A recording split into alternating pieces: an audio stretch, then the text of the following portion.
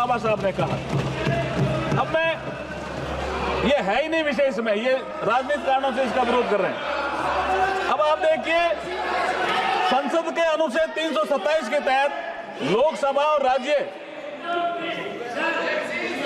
विधानसभाओं को चुनाव को एक साथ कराने के लिए संविधान में उचित संशोधन करने का अधिकार है, जो मैंने बताया।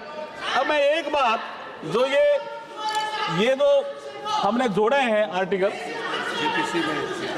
जोड़े हैं, हाँ ठीक है, आर्टिकल जोड़े हैं, उसमें मैं एक बात अध्यक्ष जी कहना चाहता हूं। जब बात जेपीसी की आई गई तो डिटेल चर्चा जेपीसी में होगी, कुछ तो बोल गए, हाँ जेपीसी में होगी, लेकिन आज मैं चूंकि आपने अवसर दिया, मैं हमारे पूर्व राष्ट्रपति रामनाथ कोविंद जी का धन्यवाद करना तो चाहूंगा, और उनके जो एचएलसी में जुड़े हुए सदस्य हैं उनका भी धन्यवाद करना चाहूंगा।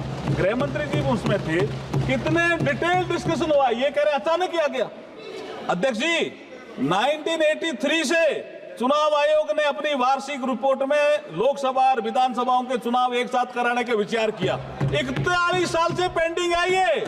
अलग अलग कमेटियों ने भी किया, स्टैंडिंग कमेटी ने भी किया, फिर एचएलसी गठित हुई, और ये कह रहे दलों से बात नहीं हुई। 19 जून 2019 को संसद भवन में प्रधानमंत्री जी की अध्यक्षता में सर्वदलीय बैठक आयोजित की गई थी, और उसमें सभी लोग थे, और उसमें 19 राजनीतिक दलों ने भाग लिया।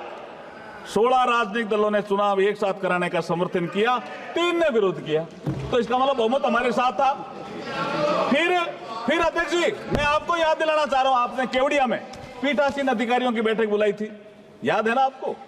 प्रधानमंत्री जी ने केवड़िया गुजरात में 26 नवंबर 2020 को 80वें अखिल भारतीय पीठासीन अधिकारी सम्मेलन के समापन सत्र में भी संबोधन के दौरान एक चुनाव कराने की बात रखी। आपने इसको डिस्कस किया, सारे स्टेट के जो प्रिजाइडिंग ऑफिसर थे वो इससे सहमत थे, और आप भी सहमत थे। और ये स्वीडन में भी, जर्मनी में भी, बेल्जियम में कई जगह चल भी रहा है। मैं अब जेपीसी पे आ रहा हूं, लेकिन उससे पहले एक बात तो कहना चाहूंगा सर। ये 41 साल से मामला पेंडिंग था। हमारा जो नेता है नरेंद्र मोदी जी, उसके बारे में एक बात तो कहना चाहूंगा कि जो 41 साल से मामला पेंडिंग था, किसी ने ध्यान नहीं दिया, और नरेंद्र मोदी जी ने ध्यान दिया। क्या कहा? जो निर्णय लेता है सदा देश हित की खातिर जग में, साहस से करता दूर सदा, जो भी बाता आदि मग का मतलब ये मार्ग है। ये इलेक्शन का एक प्रोसेस था, चक्र टूट गया साहब 71 में, तो बाधा आ गई। जो निर्णय लेता है सदा देश हित की खातिर जग में, साहस से करता दूर सदा, जो भी बाता आती जग में, अपना सर्वस्व लगाकर भी अपना कर्तव्य निभाता है। जो नेता दूरदर्शी होता है वही इतिहास बनाता है। आज इतिहास बनाने का अवसर आया है।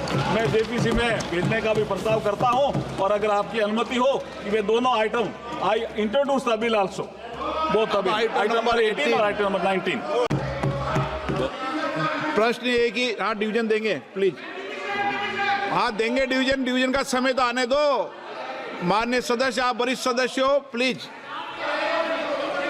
प्रश्न ये कि विधेयक को पुनर्स्थापित करने की अनुमति प्रदान की जाए। जो सदस्य इसके पक्ष में हाँ गए, जो सदस्य विरोध में ना गए,